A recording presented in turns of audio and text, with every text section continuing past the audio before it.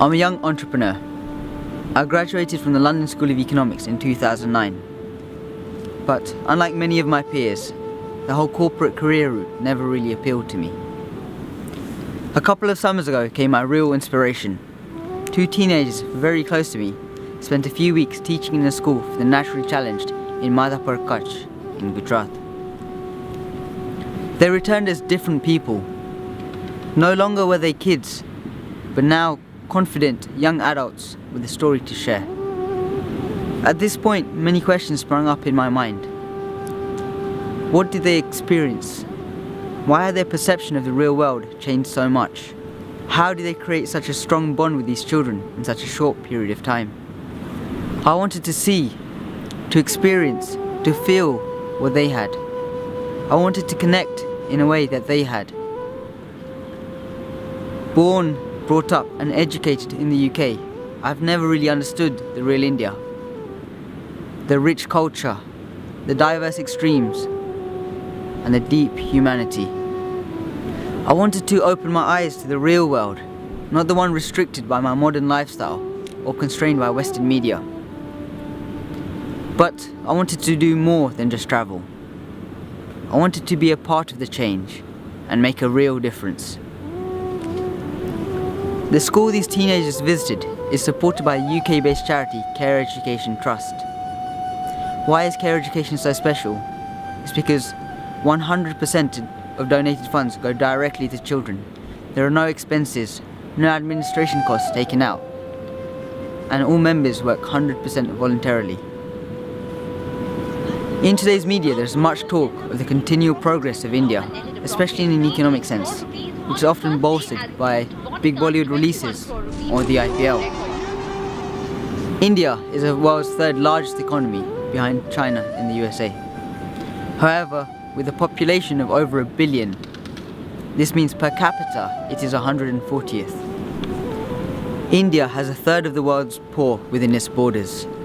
Nevertheless, due to organisations such as CARE, more stable politics, and an expanding economy, by 2015 the poverty rate will drop from 37% today to around 22% of the population. In my view, this is still too much. Primary school enrollment is 97% for boys and 94% for girls. This is great, but why is there a difference across the genders? Secondary school rates drop to 59% for boys and 49% for girls. The gender gap increases to 10%. Why are over half the girls not attending a secondary school education?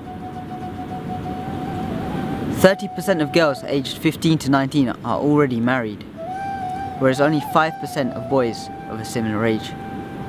I wanted to understand why such gender inequality still exists, understand education provisions for those less privileged, and find solutions to these issues. So, why do I feel so strongly about this? Why should I care? My life here in the UK is fine, so why go out of my way to help these people? In the past, we've seen that one person can make a huge difference fighting for the people. Nelson Mandela, Martin Luther King, and closer to home, Mahatma Gandhi, Mother Teresa, Bhagat Singh. But in this case, it is not one. I am part of a team. I'm not here to preach or to teach. All I want to do is share what I've seen, share what I've experienced, and more than anything, I want to inspire change. Every one of us has it in us to make a difference. Even if it's one life improved, it's a step forward. We are not responsible for the state of the world, but can we stand and watch? I can't. We must make a change. So, come join me on my journey of discovery, a journey that has truly changed my life.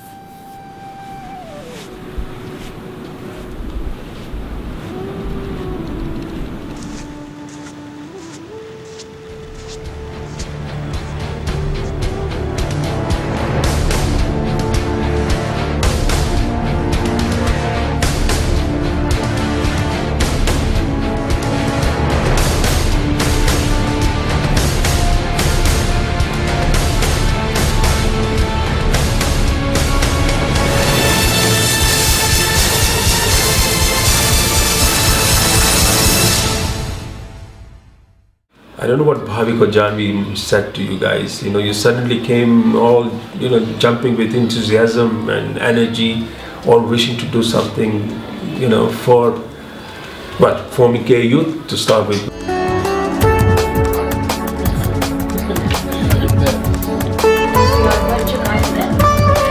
Let's have the ideas out.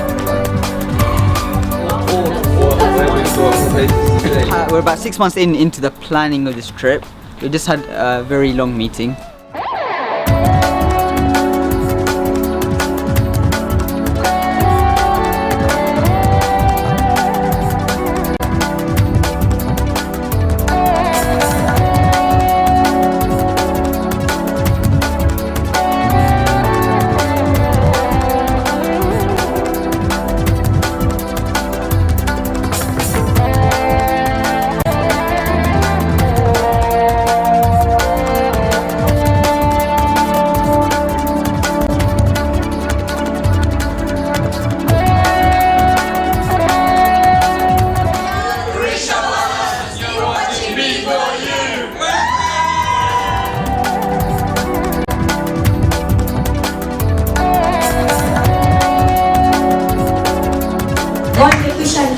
How many take from a can, you take initiative on a trip to Rickshawalas. I thought, what the hell are we talking about?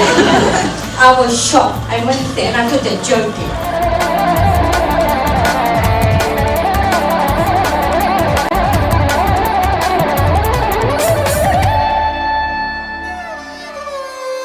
We're about to leave. We're so excited. Wish us luck, guys. All right, Charlie!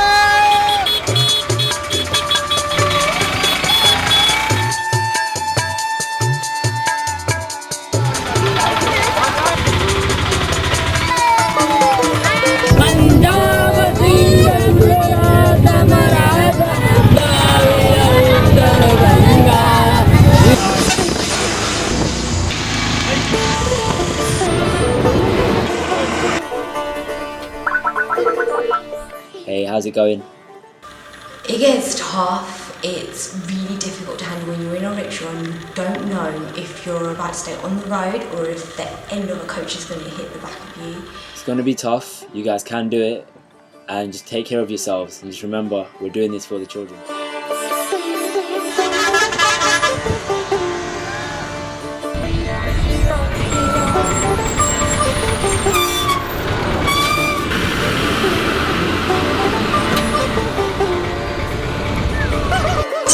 Our first roadside breakdown.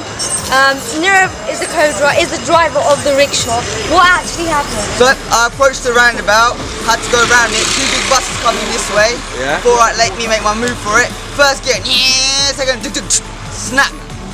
Clutch cable went. No one of these other guys would have figured out what was wrong. They're like, but to you, but to you. How does it go? How does it go? टूट गया.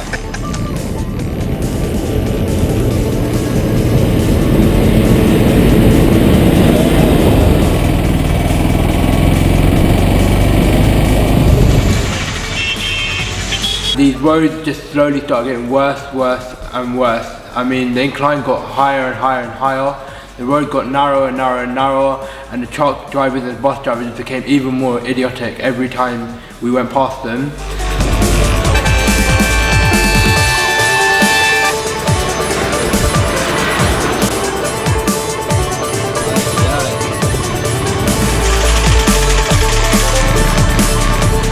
It looks like we might have taken a wrong turning. We're not too sure because the road signs are absolutely abysmal in India.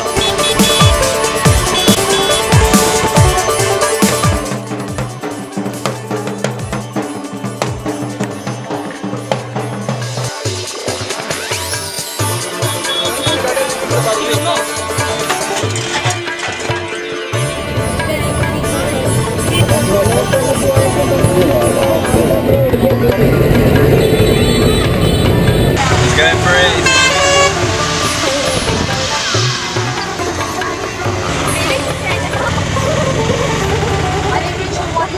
Start travelling, and then guess what? It hits 6:30 p.m. and the sun just goes. That was probably one of the scariest drives I've ever done. Rickshaws underpowered, the light. Indians do not understand the difference between dip beams and full beams. You get trucks coming out either with full beams or no beams towards you, and you can't see anything.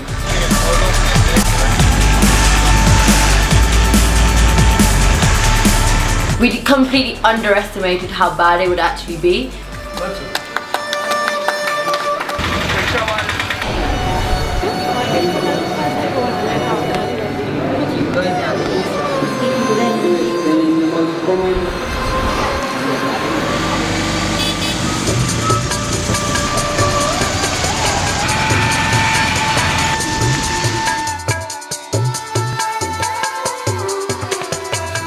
Today we've had our toughest day on the road so far. We've had to climb the steep inclines up to Mandi. The road conditions have been absolutely abysmal. It started to rain, thunderstorms, lightning. So far all we've driven in is like 30 degrees heat and nice and sunny. But today it was totally different experience. Today, when it was raining and windy and everything else, okay, they say the roads of India are really surprising. I don't think it gets much more surprising than a flying cow literally in front of my rickshaw.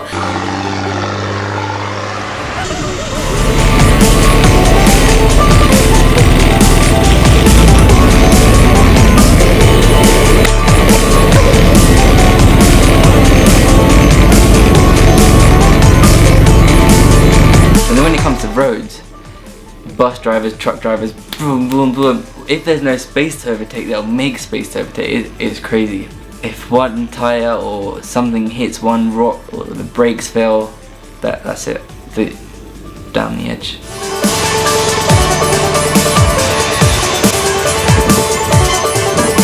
Driving through the mountains has been the best experience of this trip.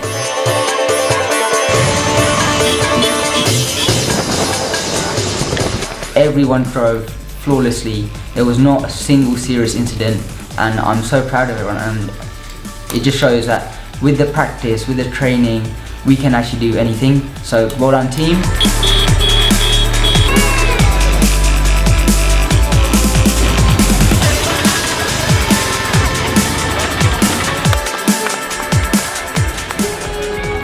Yes, finally reached. Amazing feeling. We're here finally!